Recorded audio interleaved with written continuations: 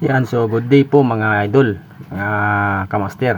Or eto meron na naman po tayong Metro 16 feet mga idol. So tuturo ko po sa inyo ang pagbabasa ng cm mula sa inches.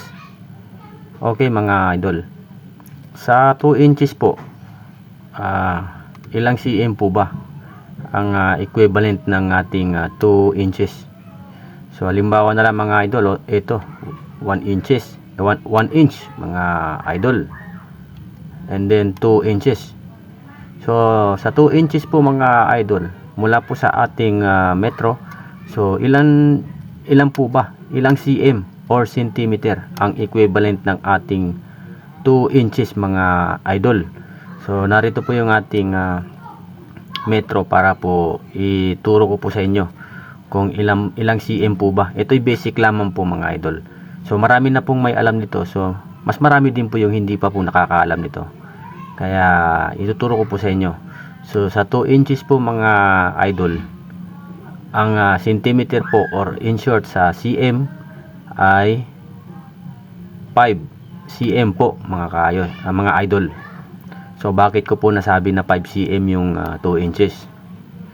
Dahil ito pong numero dito po sa baba, ang pagbabasa po natin dyan ay centimeter na po yan mga idol. Yan, so hope na malinaw. Uulitin ko mga idol, mula sa bilangan na 1, 2, 3 hanggang dito, ito po mga idol, centimeter na po yung ating pagre-read po dyan. So yung ating 2 inches, ito na po siya.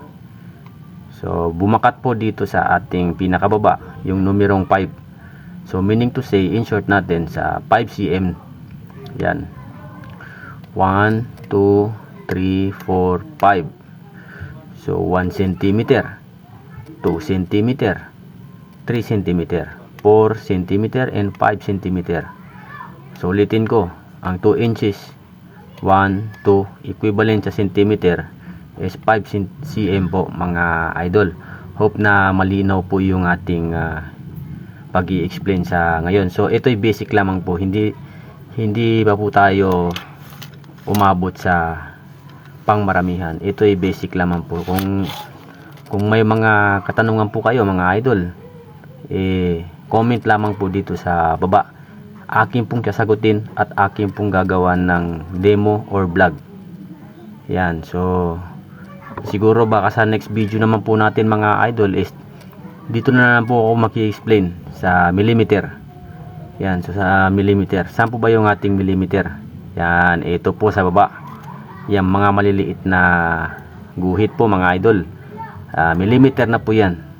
So sa ngayon, sa inches at saka centimeter. So comment mga idol, baka may gusto kayong itanong, agaran natin sagutin at gagawa natin ang demo. Hanggang sa muli mga idol, don't forget to subscribe.